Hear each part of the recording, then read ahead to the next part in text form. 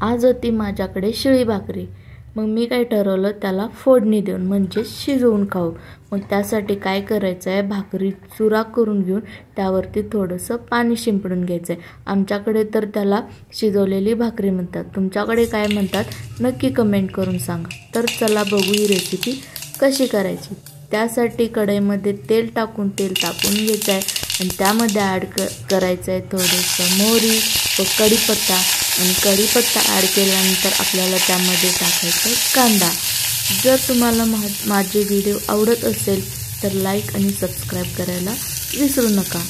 मग कांदा ॲड केल्यानंतर आली आपली सर्वांची अशी कोथिंबीर टाकल्यानंतर त्यामध्ये टाकायचे आपल्याला भाजलेले शेंगदाणे भाजलेलेच टाकायचे.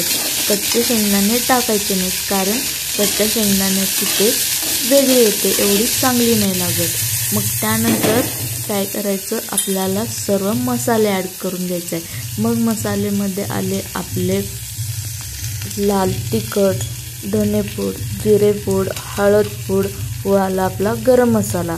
जर तुम्हाला गरम मसाला आवडत नसेल तर तुम्ही त्यामध्ये स्किप करू शकता.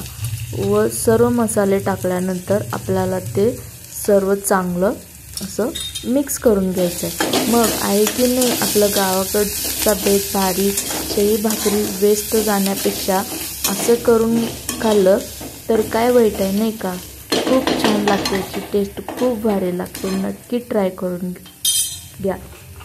मग मिक्स केल्यानंतर त्यामध्ये आपल्याला ॲड करायचं पाणी. पण पाणी ॲड करताना तुम्हाला जेवढी मऊ भाकरी पाहिजे तसं तुमच्या अंदाजानुसार ॲड करायचं. तुम्हाला जास्त मऊ नको असेल तर त्या अंदाजानुसार ॲड करायचं. मग त्याला थोडंसं उकळी आणून द्यायचं आणि उकळी आलेल्या पाण्यात ॲड करायचं चवीनुसार मीठ. आणि मीठ ॲड केल्यानंतर आपल्याला त्यामध्ये टाकायचं आहे आपले चुरा केलेले भाकरीचे तुकडे आणि सर्व मिक्स करून घ्यायचं आहे. आणि चांगलं सर्व मिक्स करून घ्यायचं आणि त्यामध्ये भुरभुरायची की आपली सर्वांची फेवरेट कोथिंबीर आणि कढीपत्त्याशिवाय मजाच नाही, तुम्हाला पण माहितीच आहे. मग कोथिंबीर ॲड केल्यानंतर त्यावरती झाकण ठेवून त्या भाकरी आपण 5 ते 7 मिनटं शिजवून घ्यायचं. आणि शिजवून घेतल्यानंतर ते घ्यायचं की एका ताटीमध्ये काढून आणि द्यायचं की दणका दह्यासोबत.